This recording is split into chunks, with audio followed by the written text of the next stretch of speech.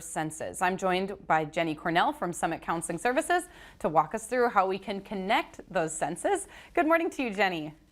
Good morning. Thanks for having me. Thanks so much for joining us again. Now, we've been talking about mindfulness for a while in all the different ways to help us become more present, less anxious. And I think one of the things that maybe get lost is that you don't need any special equipment to do this. So tell us what we need and what these practices communicate from our bodies to our brains. Yes.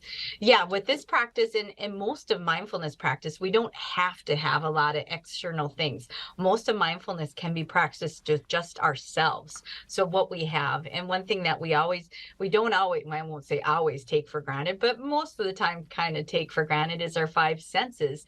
And we all have those five senses. Of course, some of us might be limited on our senses, but we can still use the other senses that we have too, because it helps us get grounded in the moment physically with what's happening in the present moment. And that's where using the five senses can be really helpful for that. And science has shown that when we slow our breathing down, that actually helps slow down our heart rate, because our breathing and heart rate are interconnected.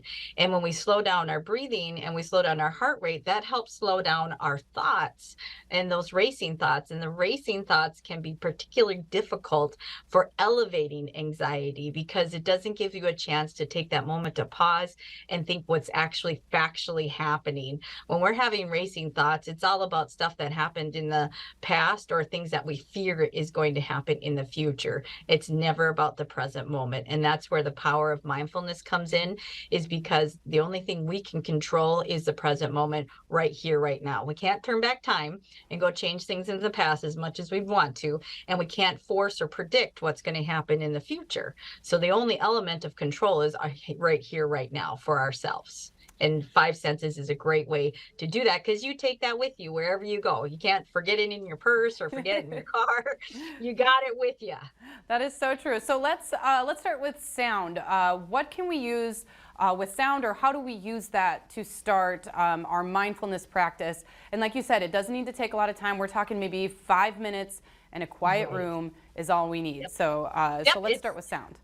it's very similar to like meditation. If anybody's ever done meditation, these practices of the grounding technique is very similar to that. But where the mindfulness comes is we're focusing on the here and now. And we can use sound to do that. Some like to use music. Some like to use just listening to the nature around us. In the fall time, it just seems like the sounds are a little more crisp. There's a difference to the sounds of nature in the fall than comparing to the summer. So the seasons can bring about a different way if we're mindful and present and just observing and not judging. That's a key thing to mindfulness practice, is just observing and being a keen observer. And that's where these senses come in. So sound can be music, it can be nature, it can be anything around you, really, that you use it as sound. Even driving to work, you can just turn the radio off and just listen to what your car sounds like, or the wind rushing through the door. So it doesn't even have to be anything really intense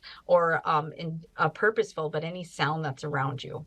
Yeah, and I think you made a good point there. It's not like assigning a judgment to it. It's not a good sound or a bad sound. It's just you kind of let it just move through you. You recognize the sound and just kind of move on and continue being mindful about it.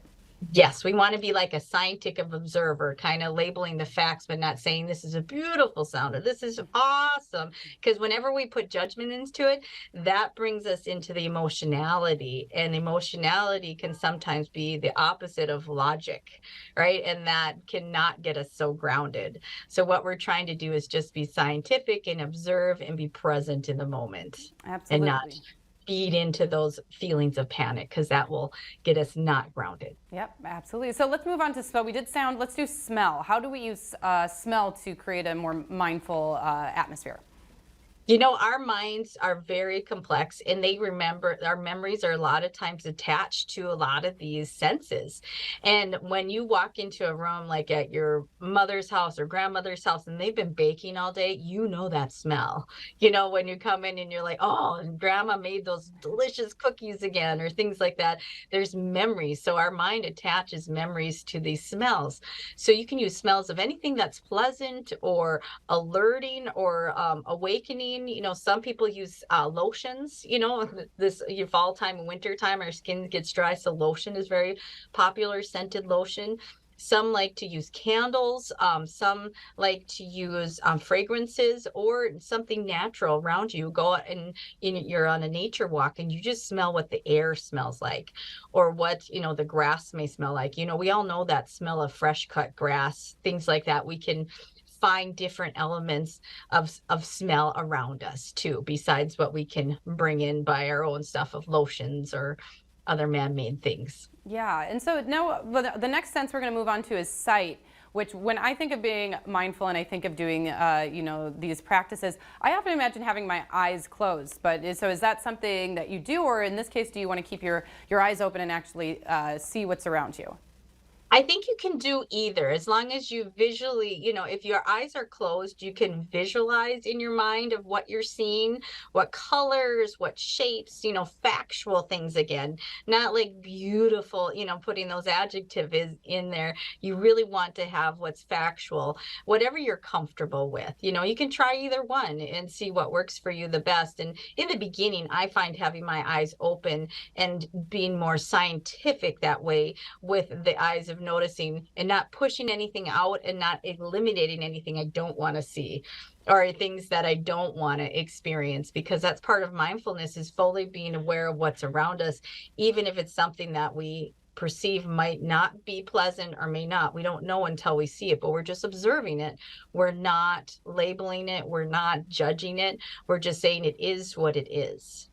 Absolutely. So next sense that we'll move on to is taste. So is this snack time? I always like a good snack. So if we can incorporate a snack, one of my favorites is use hard candies. You can use things that you taste. If you have that, coffee in the morning is always a good go-to for me. So anything you can taste, you can use. But if you don't have anything you can taste, like gum or anything like that, you can just use what it feels like, your tongue in your mouth. You can put your tongue over your teeth to kind of see, is there any taste there? Is there, anything? What do your cheeks feel like inside of taste? Is there any taste going on with your saliva? I know that's a weird thing to talk about, but it helps ground us in the moment. Sometimes there is, sometimes there isn't. Yeah, absolutely. And we have a little bit less than a minute here, so I want to get to the last one quickly, is touch. Our last sense is touch. So tell me a little bit about that. That can be a very comforting one that a lot of people use for soothing when we are upset, because it's very grounding with our senses. And, a lot of people will do soft, like a soft sweater, or sometimes hard. It's anything that you can notice that feels differently. And even if you don't have anything that you brought soft with you or hard, you can use a pen or an innate object, anything that you can touch and be like, well, this is cold, this is smooth, using those kind of labels for touch, because touch does help us ground us. And you can even be like, well, what does it feel like to sit in my chair right now with my thighs on the chair, or my back against the backrest?